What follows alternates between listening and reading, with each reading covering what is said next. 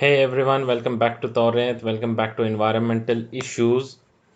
We had left in the last lecture, we had discussed about the BOD, the COD, and the DO, that was dissolved oxygen. और हमने last lecture जो end किया था, which was on a very important question, was when sewage is dumped into the water body, what happens to the BOD? The BOD rises. The BOD rises, and the dissolved oxygen, it comes down as the biological oxygen demand increases. So in order to metabolize that waste, more oxygen is needed, and as more oxygen is taken in by the microorganisms, the dissolved oxygen decreases, right? This is a very basic concept which you need to understand, which you need to get through it clear in your head, because it is very important. ठीक ठीक है.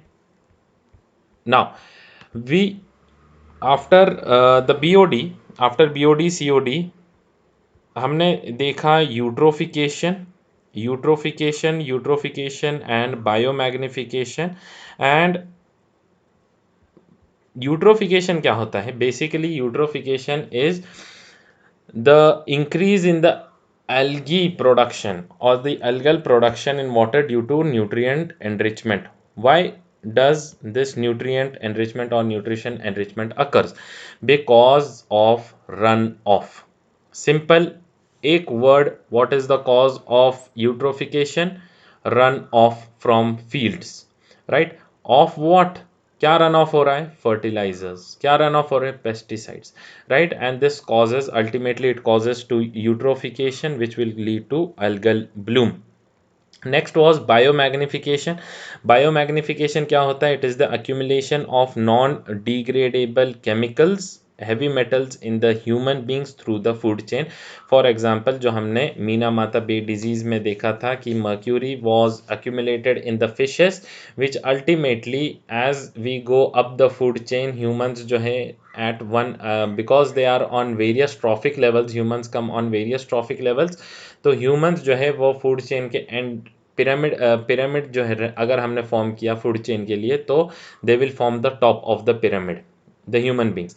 And this ultimately led to the accumulation of the mercury in the human beings, which led to, or which resulted in neuromuscular or neurological disorders. That aside, this phenomena is known as biomagnification, right? ठीक. अब ये water pollution में last part जो हमारा बाकी है, that is sewage treatment. That is sewage treatment which is also known, which happens in a specific plant that is known as sewage treatment plant. Plant kingdom वाला plant नहीं, वो जगह जो इन एक एरिया जो रहेगा, that we call it as plant, not the kingdom plant वाला plant कोई, right? It is also known as effluent treatment plant या ETP, right? Effluent treatment plant. Now, so what are the three stages of treatment? Firstly, we have the primary treatment, which is also known as physical treatment. Secondary treatment is also known as the biological treatment, and tertiary treatment is also known as, yeah, mainly it is the chemical treatment. Primary treatment जो कि physical treatment होता है, उसमें sequential filtration होगा, right? Sequential filtration होगा, जिससे pore size जो रहेगी फिल्टर्स की, लार्जर टू स्मॉलर होती जाएगी, और एवरी सीक्वेंस पर, हर एक फिल्टर पर जो है वो साइज के जो पार्टिकल्स रहेंगे वो निकलते जाएंगे, राइट? तो ये अगर हमने देखा कि ये जो है मल्टीपल फिल्टर्स हैं, तो ये हो गया हमारा सीक्वेंशियल फिल्ट्रेशन. Sequential filtration. अब ये सीक्वेंशियल फिल्ट्रेशन के बाद जो है फिल्ट्रेट जो होता है, that is passed into large settling tanks. तो ये क्या है? Large settling tanks. तो इसमें क्या रहते हैं? We let the water, we let the sediment settle down, right? अब जो सेडिमेंट फॉर्म होगा, that is known as sludge, and the supernatant liquid और the supernatant of the tank formed is known as the effluent. This is known as effluent. अब ये effluent जो है that undergoes the secondary treatments which leads to the secondary treatment that is also known as biological treatment, जिसमें हम microbial decomposition कराते हैं of the fine organic matter in the effluent. Now the decomposing microbial flora, this is known as sewage fungus. Now two common methods of secondary treatment और biological treatment जो होता है उसमें दो मेथड्स यूज होते हैं। Firstly is the trickling filter method and secondly there is activated sludge method. Trickling filter method क्या है? जैसे हमने सीक्वेंशियल फिल्टरेशन देखा इन फिजिकल ट्रीटमेंट, वैसे ही सेकेंडरी ट्रीटमेंट में भी कुछ फिल्टर्स रहेंगे जिसमें ये एफ्लुएंट जो रहेगा, effluent will be trickle down, मतलब drop by drop it will be allowed to drip through. और ये फिल्टर किसका बना रहेगा? Filter will be made of a thick bed of gravel, right. ठीक, तो ये हो गया trickling filter method. Second is activated sludge method. Activated sludge method में क्या होता है कि ये जो एफ्लुएंट होता है that is taken into an aeration tank जिसमें ये एफ्लुएंट को हम एयर दे सकते हैं so that the oxygen dissolved oxygen increases, right. और अब ये जो फंगस है, जो सीवेज फंगस है, they will combine with the waste to form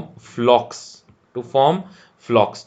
और ये जो है they are continuously agitated and aerated so that the flocs mix well, larger amount of flocs is produced and ultimately flocs जब produce हो गए तो BOD क्या होगा? कम हो जाएगा, बीओडी विल डिक्रीज। और फिर हम इसको वापस से एक सेटलिंग टैंक में लेकर जाएंगे जहां पर ये फ्लॉक्स जो है वो पूरे सेटल हो जाएंगे, राइट।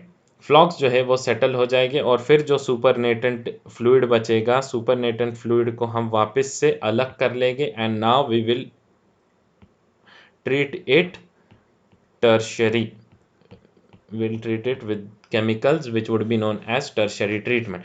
अब ये जो क्लियर्ड वाटर है, क्लियर वाटर जो है, ये clear water would be treated with chlorine, it would be treated with ozone, it would be irradiated with UV radiation so as to kill the pathogens. और कुछ अलग सॉलिड्स भी हम use कर सकते हैं, प्रेसिपिटेंट्स यूज कर सकते हैं such as alum, iron chloride या ferric chloride and calcium hydroxide और lime, right? So they are used to precipitate the salts and other solids, right? So about 90% of suspended solids, about 94% of the phosphates, they get precipitated by this tertiary method,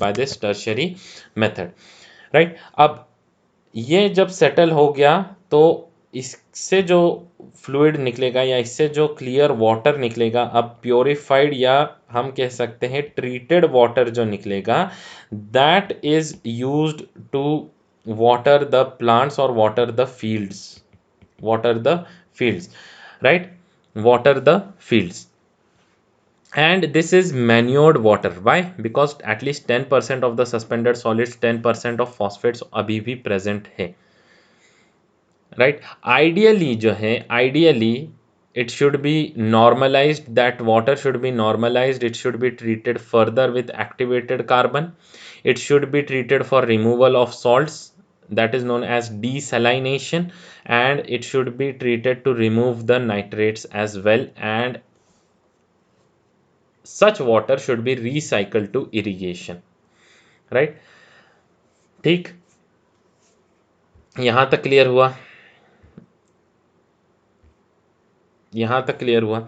अब इसमें और एक concept आता है that is known as ecosan toilets. Ecosan toilets, what is ecosan toilets? This is an ecologically compatible system where the human excreta is the use of dry composting toilets which are known as ecosan toilets and no water is required here. तो human excreta जो होता है that is converted into a resource as it will ultimately form natural fertiliser, right. ठीक है, ecosan toilets.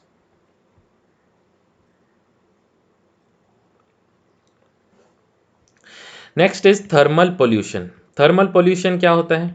Thermal pollution क्या होता है? When the hot water is drained और hot water is poured into the water bodies, जिसकी वजह से temperature of the water bodies rises, dissolved oxygen जो है वो कम हो जाता है, aerobic decomposition is replaced by anaerobic fermentation and putrefaction, right? It will ultimately lead to the elimination of the flora and fauna naturally present in the water body, right?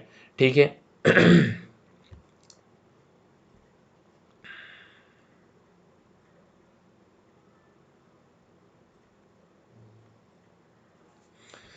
ठीक है, यहां तक क्लियर हुआ। Next is soil pollution. Next is soil pollution. Soil pollution का हमने बनाया ही नहीं है कुछ,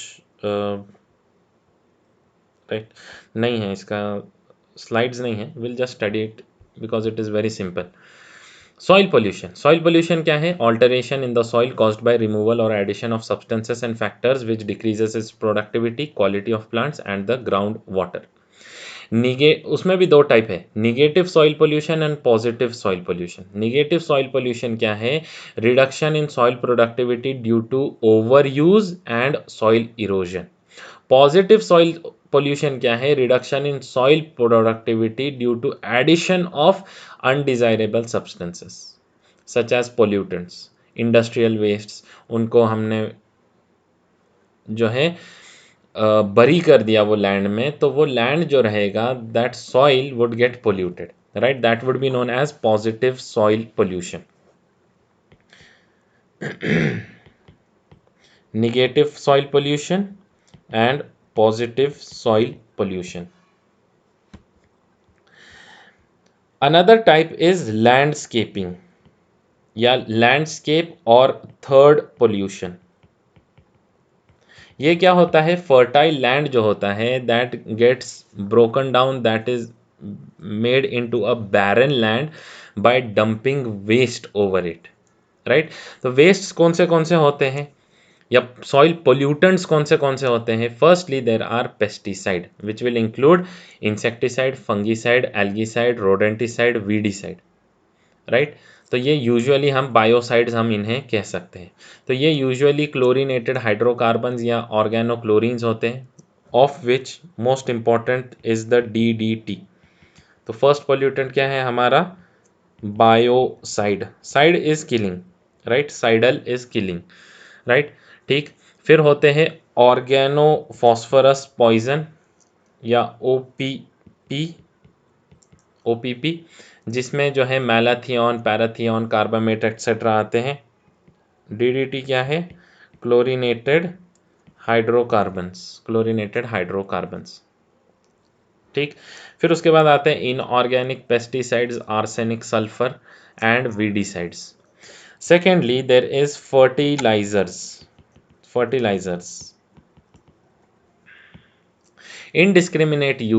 Excessive use of these fertilizers will cause soil deterioration by the decrease of natural microflora. इतना सब फर्टिलाइजर जो है that will leach down and ultimately lead to the underground water जो है that gets polluted. So it will form poisoning or it will lead to poisoning of the water, right? And this salt which will enter the crop plants will be harmful, right, ठीक। तो इसमें हम इसको tackle कैसे कर सकते हैं? By doing organic farming. What is organic farming? Use of bio fertilisers, right? Biological control, resistant varieties, better varieties of the plants of the crops, right? Bio fertilisers हम यूज कर सकते हैं which are natural, not only chemical, ठीक। ठीक। And thirdly there is washing from solid wastes. Solid wastes अगर landfill रहा तो municipalities and industries जो होती है वो यूजुअली लैंडफिल्स क्रिएट कर देते हैं। एंड जब ये रेन होती है तो वाटर जो ट्रिकल डाउन होता है from this waste to a fertile land, तो वो फर्टाइल लैंड का जो सॉइल है that will get polluted, right. तो नेक्स्ट टॉपिक जो हमारा है that is solid waste itself. Solid waste, तो सॉलिड वेस्ट में क्या आता है, दीज आर द डिस्कार्डेड और the left over solid material. इसको हम यूजुअली ट्रैश कहते हैं या यूजुअली हम इसे रबिश भी कहते हैं, राइट। तो इसमें क्या क्या आता है, म्यूनसिपल वेस्ट, आपके घर के पास जो है यूजुअली एक म्यूनसिपल वेस्ट कलेक्ट करने के लिए एक व्हीकल आती होगी या कुछ तो भी डंप होगा, राइट, ठीक। Second is industrial waste, industrial waste जिसमें फ्लाई ऐश जो है वो सबसे कॉमन है। thirdly there is mining waste, then hazardous waste में क्या क्या रहेगा, the industries which will produce certain chemicals, certain processing of metals, they will produce hazardous solid waste which will be highly toxic to all the organisms, right। and defunct ships, जो ships अभी ख़राब हो गए, कुछ काम के नहीं है, राइट, जो कुछ काम के नहीं हैं, तो ये जो शिप्स रहेंगे they will get broken down and they will cause और they will form the solid waste. And ultimately आज जो हम स्मार्ट एज में रह रहे हैं, तो इसमें इतने इलेक्ट्रॉनिक्स जो हम यूज़ करते हैं, इवेंचुअली हर 2-2 3-3 साल पर जो भी चेंजेस करते हैं हम, तो ये जो ई वेस्ट जो जनरेट होता है that is also a type of solid waste which needs to be properly recycled, because the batteries which contain lithium is a toxic metal, right, and other materials which are used in soldering such as tin, such as silver, right, even gold is used, तो ये सब जो है this needs to be recycled, even aluminium, right, ठीक, ठीक। And hence nowadays जो recent mobile phones वगैरह and other gadgets आप कह सकते हैं, अदर इलेक्ट्रॉनिक्स जो है they come in a recycled packing, recycled cardboard use होता है, रिसाइकल्ड पेपर यूज़ होता है, रिसाइकल्ड एल्यूमिनियम यूज़ होता है in order to reduce this waste, right, ठीक है। And to tackle all this, to tackle all this what is the best control, that we categorize this waste into three forms such as recyclable, biodegradable and non-biodegradable, and we follow the principle of 3 R's. What are the 3 R's, you might ask? Reduce, reuse, recycle. Reduce, reuse, recycle, right, ठीक। Now अब ये जो waste हमने देखा कि waste तो निकल रहा है, how do we dispose of it, how would we dispose of it, तो disposal of the waste, disposal of waste consists of 4 method, recovery and recycling, source reduction, burning and dumping, right. तो first होता है recovery and recycling. जैसे हमने कहा कि ई waste में से अगर कुछ एल्यूमिनियम निकलता है, अगर कुछ सिल्वर निकलता है, कुछ कॉपर निकलता है, तो that we can melt it and we can recycle it and we can reuse it. So this would be known as recovery and recycling, which is carried out with the help of these rag pickers, right। जो भंगार लेते हैं वो होते हैं main लोग जो ये सब रिकवरी एंड रिसाइकलिंग में मोस्ट इंपॉर्टेंट पार्ट है जिनका। सेकेंड इज सोर्स रिडक्शन, जहाँ पर से निकल रहा है वहीं पर से उसको कम कर दिया जाए तो बेहतर है, राइट, राइट। तो उसमें हम क्या कर सकते हैं, सोर्स रिडक्शन के लिए हम जो भी ऑर्गेनिक मैटर निकलता है that we can turn into compost, this process would be known as composting, right. और इसमें हम मैन्योर प्रोड्यूस करेंगे in 4 to 6 months, right. Second is the gobar gas plant और द मीथेन प्लांट, जिसमें मीथेन प्रोड्यूस होगा with the help of cow dung, and जो भी organic waste produce होगा हम वो वेस्ट को वो डाइजेस्टर में डाल देंगे and ultimately the methane gas would be produced. Third would be the sludge burning, sludge burning, जहाँ पर कोल यूज़ करते हैं to generate power in thermal power plant, तो वहाँ पर दिस सीवेज ट्रीटमेंट और this sludge can be mixed with the coal to produce the fuel for power generation. This would be source reduction. Third is burning. Burning क्या है? Solid waste जो है उसको combustion in open places, right, but it produces, आपने देखा भी होगा, common होता है ये बर्निंग जो है, बहुत कॉमन होता है. It ultimately produces quite a large amount of smoke, air pollutants, and it also leads to the production of certain offensive odors, right? Right, तो बेटर मेथड्स क्या है बर्निंग के? बेटर मेथड्स जो है that is incineration which is used for biomedical wastes, right. तो यहाँ पर जो है 900 to 1300 डिग्री सेल्सियस के टेम्परेचर पर कंबस्चन कराते हैं हम in closed spaces, right. Aerobic combustion होता है, but these incinerators they are fitted with scrubbers, they are fitted with ESPs, electrostatic precipitators, so that the toxic chemicals are not released. Second method is pyrolysis.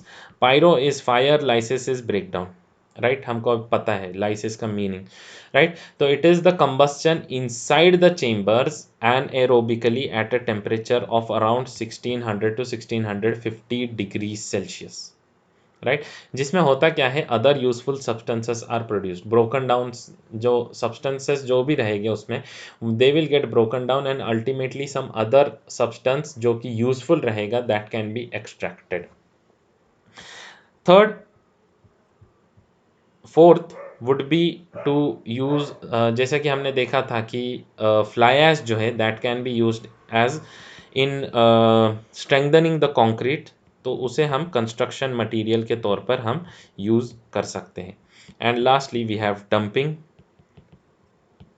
Dumping क्या है? Piling of waste on selected low lying land. तो dumping जो है it is of two types, open dumping या हम उसे कह सकते हैं open landfill, and sanitary dumping. Sanitary dumping या सैनिटरी लैंडफिल, राइट. तो ओपन डंपिंग क्या होता है? Throwing of waste on uncovered low lying area, और ये जो है पाइल अप होते जाता है दिन ब दिन, एंड ये जो वेस्ट है it is eventually periodically burnt और compressed to reduce its bulk. Second is sanitary dumping.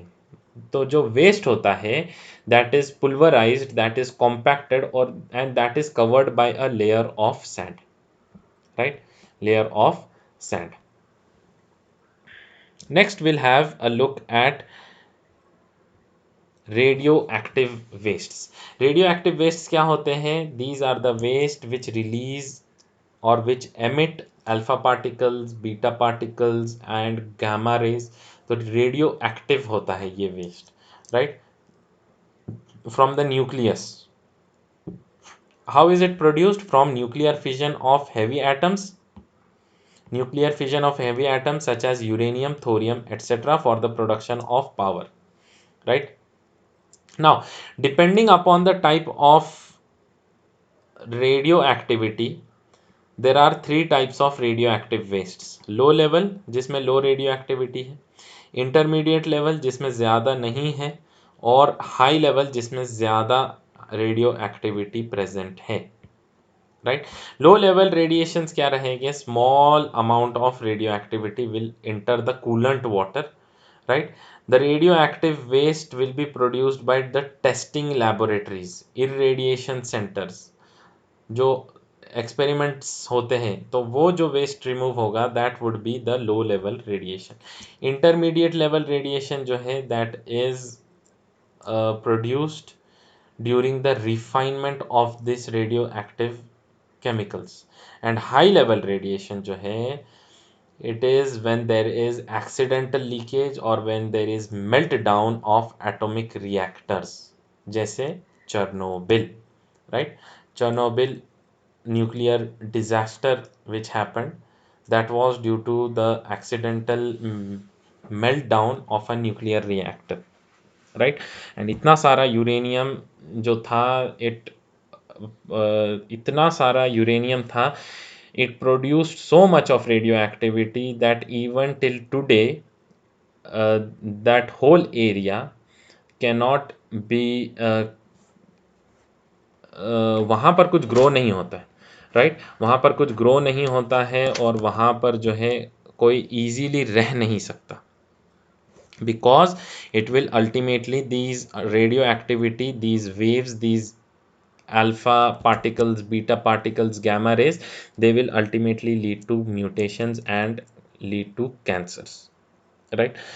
Now, how do we manage it? The nuclear waste, it should be stored after heavy treatment and packed in special containers, and those special containers which will contain that nuclear waste, they will be buried deep under the ground for minimum of 60 to 80 years for the waste to stabilize.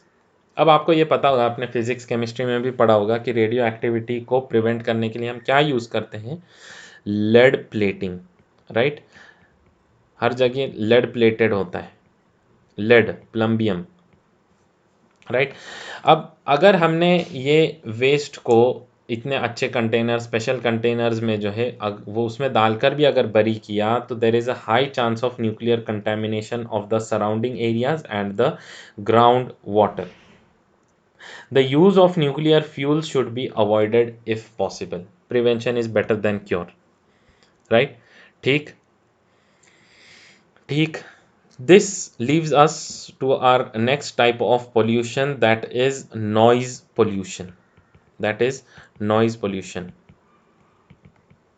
Noise pollution question जो आपको हमेशा important आता है, that is noise pollutant हम किसे कहेंगे? Any source of sound which has loudness more than 80 decibels. 80 decibels noise or pollutant sound has a value of 80 decibels or above. How do we measure the frequency of sound? In hertz. Human ear की range कितनी होती है? 50 to 15,000 hertz, right? या 50 to 20,000 hertz भी हम कहते हैं. Infrasonic क्या होगा? Above that 15,000. अल्ट्रासोनिक क्या होगा? Infrasonic would be less than 50, ultrasonic would be more than that 15,000, right? अब साउंड लेवल जो होता है that is the logarithm of ratio of ambient intensity to the reference intensity. अब आप ये साउंड वेव जो है फिजिक्स में अच्छे से पढ़ लेंगे. इसमें हमको सिर्फ नॉइज पोल्यूशन देखना था, which is mainly above 80 decibels or more. What are the various sources? Printing press, textile mills, all industries, they produce huge amount of noise, right? Defense equipments, even that produces noise pollution. Agricultural equipments, domestic gadgets. कभी cooker की सीटी अगर आपने सुनी होगी तो फिर वो आपको पता होगा कि how irritating it is. That is a pollutant, right? Dynamite blastings, right? Transport vehicles, पुराने ट्रांसपोर्ट व्हीकल्स जो है वो आवाज़ करते हैं. हॉर्न्स जो है इतना इरैशनल यूज जो है हॉर्न्स का, that produces noise pollution. Loud speakers, indiscriminate use of loud speakers, that produces noise pollution. What is the effect? Firstly there is the effect on hearing. अगर कॉन्स्टेंटली अगर कोई person continuously prolonged exposure में रहा of more than 80 to 100 decibels, तो eventually that person will ultimately lose their ability to hear. या अगर कोई sudden loud noise of more than 150 decibel may cause permanent damage to the eardrum and may even dislocate the ear ossicles. ठीक. On hearing. On general health क्या है? Headache, nausea, irritation, right? This occurs due to the noise pollution. Anxiety, stress, right? Eye strain, spasm, high blood pressure, right? Increase in the heart rate, or alteration of the breathing pattern, insomnia, sleeplessness, right, emotional disturbance. तो ये सब जो है that is the effect of noise pollution.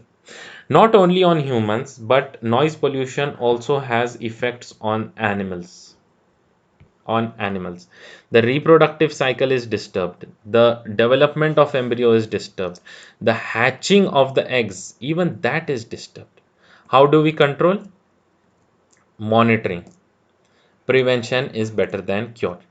We need to have laws in order to protect the citizens कि limited decibel sounds जो है that should be only allowed. तो noise pollution control laws. One of the important control methods is acoustic zoning. acoustic zoning या acoustic zoning आप कह सकते हैं. Populated area जो होता है, populated area is divided into 4 zones. कौन से 4 जोन्स होते हैं?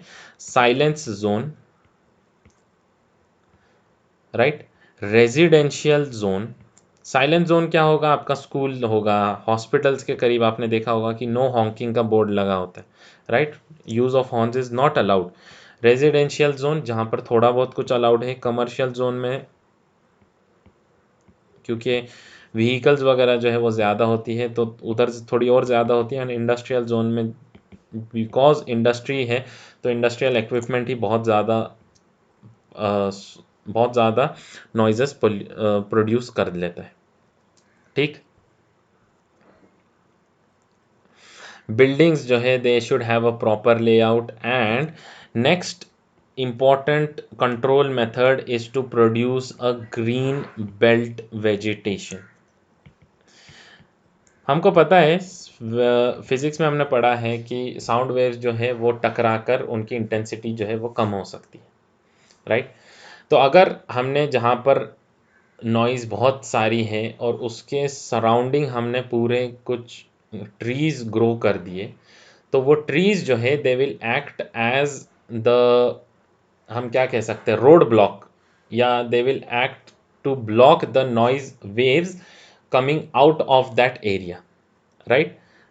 They will also take in the air pollution, they will purify the air. तो इतना सब कुछ काम हो जा रहा है अगर हमने सिर्फ वो trees surrounding the road, trees surrounding the buildings, तो इतना सब अगर किया तो बहुत सारा इफेक्ट जो है वो कम हो जाता है, the bad effects of noise pollution. Now, what were the laws? What were the laws for controlling pollution? Laws for controlling pollution. Firstly, in 1986, Environment Protection Act came into place.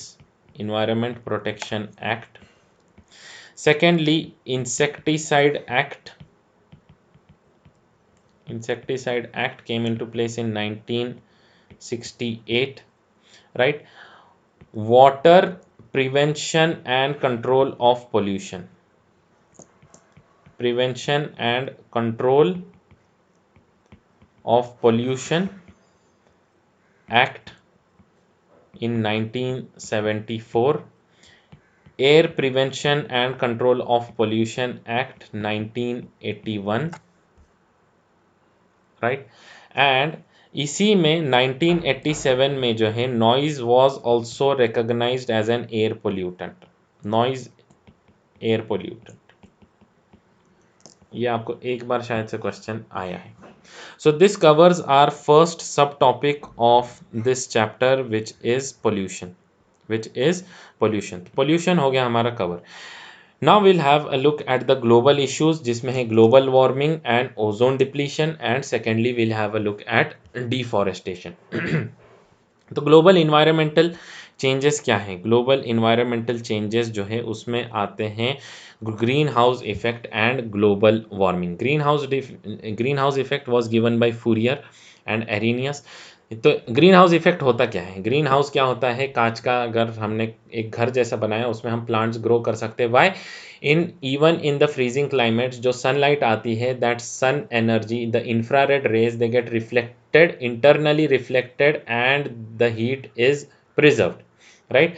तो इसे हम कहते हैं green house effect. It is the warming effect found in green house which allows the solar radiation to pass in, but it will prevent the long wave radiations to pass out due to the glass panes, due to water vapor, due to carbon dioxide. तो ये अर्थ के जो atmosphere होता है उसमें certain gases are present which cause this greenhouse effect, which cause greenhouse effect.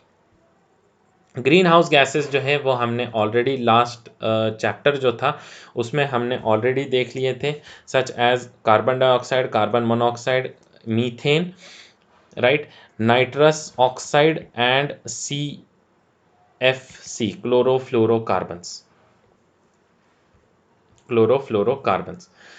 ठीक। तो green house effect, green house gases and which ultimately अगर इनका कॉन्सेंट्रेशन, ये जो ग्रीन हाउस गैसेस है अगर इनका कॉन्सेंट्रेशन बढ़ता जाता है तो ज़्यादा हीट जो है वो ट्रैप होकर रहेगी, which will ultimately lead to global warming, and global warming will lead to the melting of ice caps, ozone layer depletion etcetera, which brings us to the next topic, that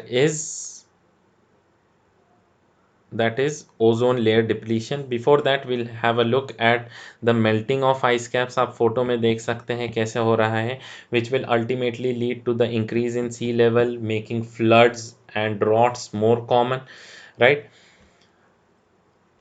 uneven weather जो है, climate conditions जो है वो बहुत change हो जाएगी। Species जो है it will lead to extinction of certain species, biodiversity will get affected, and food production will also get affected. What are the strategies,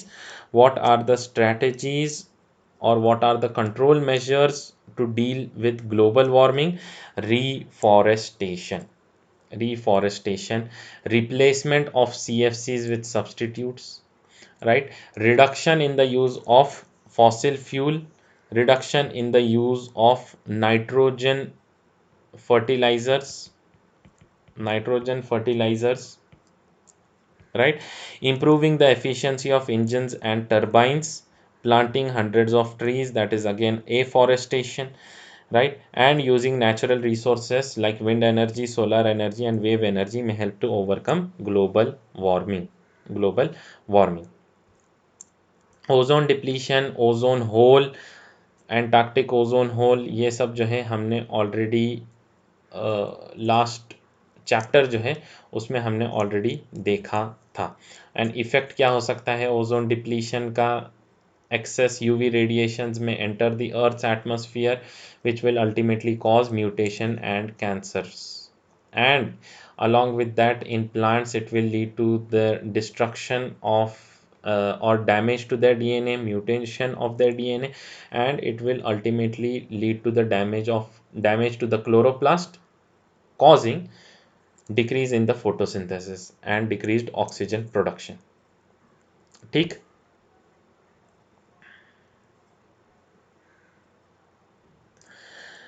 what is deforestation?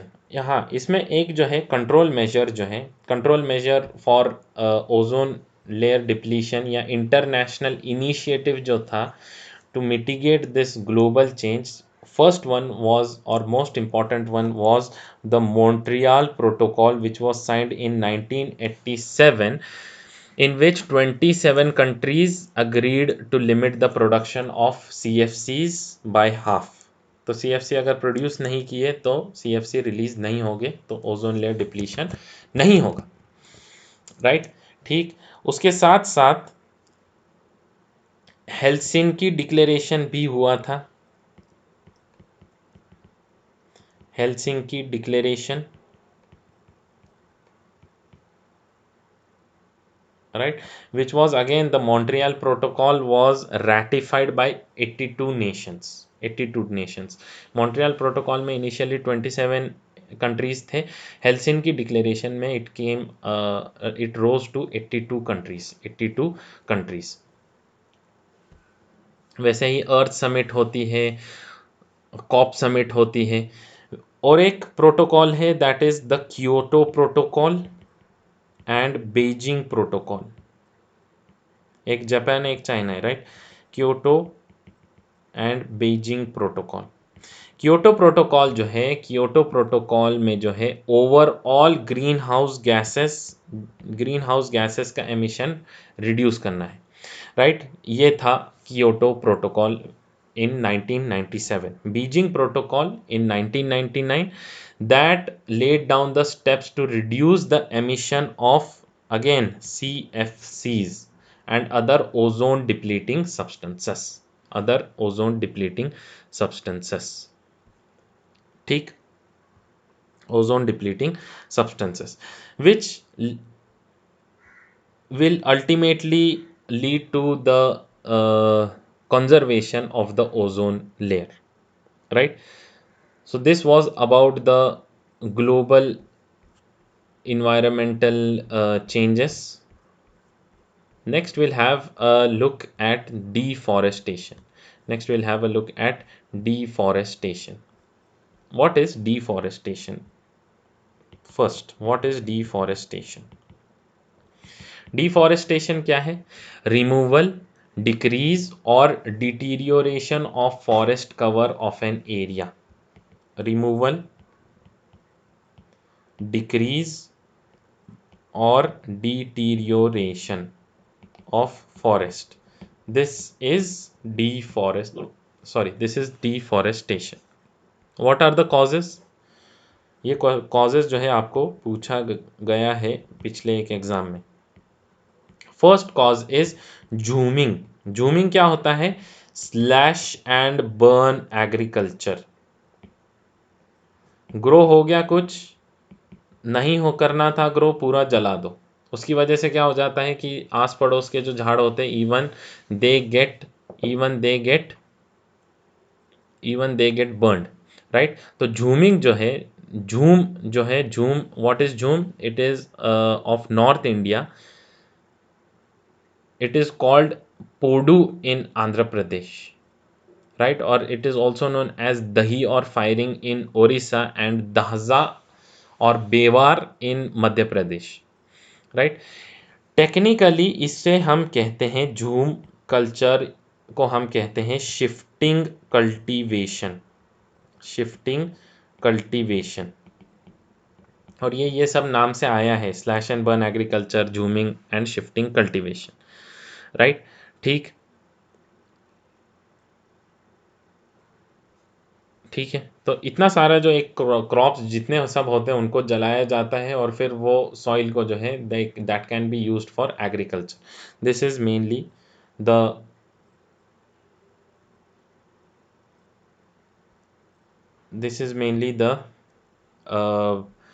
concept behind the slash and burn agriculture. Next is hydroelectric projects,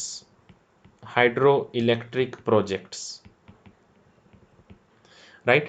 Dams, reservoirs and hydroelectric projects, they will submerge the forest tracts, they will kill all the animals and plants.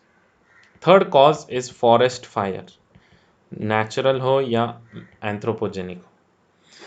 Fourth, human establishments, humans जहाँ settle हो जाते हैं वहाँ पर वो खुद अपना मानकर हर चीज़ खराब कर देते हैं, राइट। और ये हमको समझने की बात है, we are the future generations, we need to understand this. Mountains and forests में जो रोड्स बनते हैं दे कॉज डिफॉरेस्टेशन। कैनाल्स जो फॉर्म होते हैं they cause deforestation. Over grazing, तो लाइफ स्टॉक जो होता है, कैटल जो होता है, तो उसको ग्रेज करवाने के लिए जो लोग रहते हैं वो लोग जो है बाकी सब इलाकों में भी जाकर वो ग्रेजिंग कराते हैं, which ultimately leads to over grazing, right. और फॉरेस्ट में क्या ग्रो होता है? इतने सारे प्लांट्स जो ग्रो होते हैं they can be used for wood. तो requirement of wood as it increases it ultimately leads to deforestation. And lastly there is quarrying and mining. अगर वो सॉइल में कुछ वैल्यूएबल मिनरल अगर निकल गया तो वो पूरा जो एरिया रहता है that gets deforested and mining is started.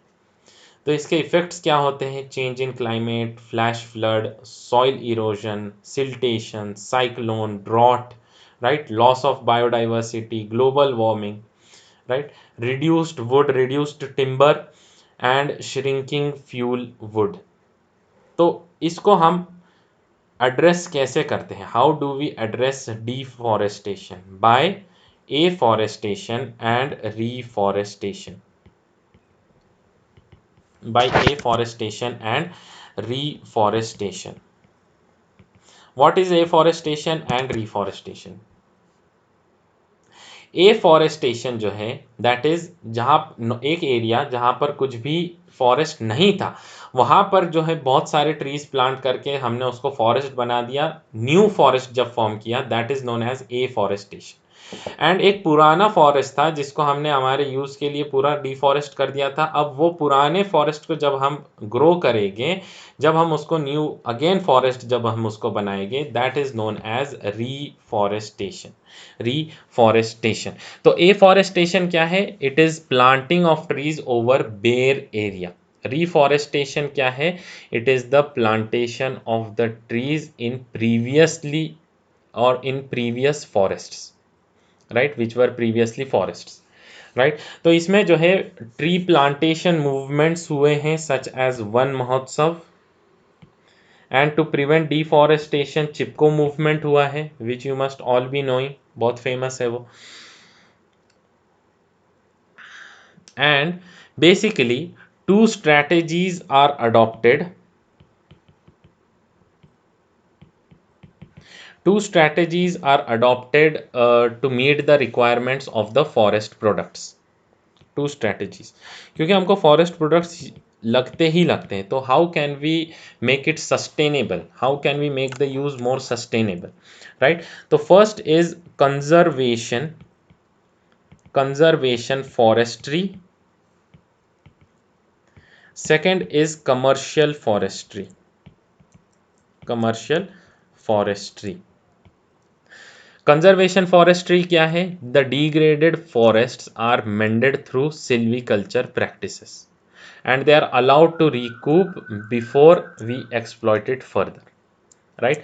तो वेल स्टॉक्ड मैच्योर फॉरेस्ट जो है they are exploited scientifically, right, by controlling weeds, by using some pesticides, by having firefighting equipments in case forest fire breaks out, right, ठीक। And reserve forest can be used. Production और commercial forestry क्या है? Plantation of useful trees and shrubs for meeting the commercial requirements without causing any undue demand on the natural forests. ठीक, ठीक है, यहाँ तक clear हुआ? यहाँ तक क्लियर हुआ? So this concludes our chapter of environmental issues। I hope you guys understood everything। If you have any doubts, आपको पता है what next, you can post them down in the comment section below, right। So this concludes our syllabus of botany, and ये जो class notes है ये आपको description box में जो लिंक है वहाँ पर आपको मिल जाएंगे। So that's it for today। Study well, solve as much as MCQs as possible, build your concepts। conceptually आप वो चीज़ समझिए। हमने बहुत अच्छे से बहुत शॉर्ट टाइम में जो है हमने पूरा सिलेबस कवर करने का ट्राई किया है, and I hope this helps you। all the best for your exams। thank you, and it was pleasure teaching you, it was pleasure discussing these concepts with you। I hope, I really hope that this concepts bring you a lot of goodwill. It brings you a very good score, and which ultimately brings you closer to your ultimate goal in life। So that's it for now। Thank you and have a great day।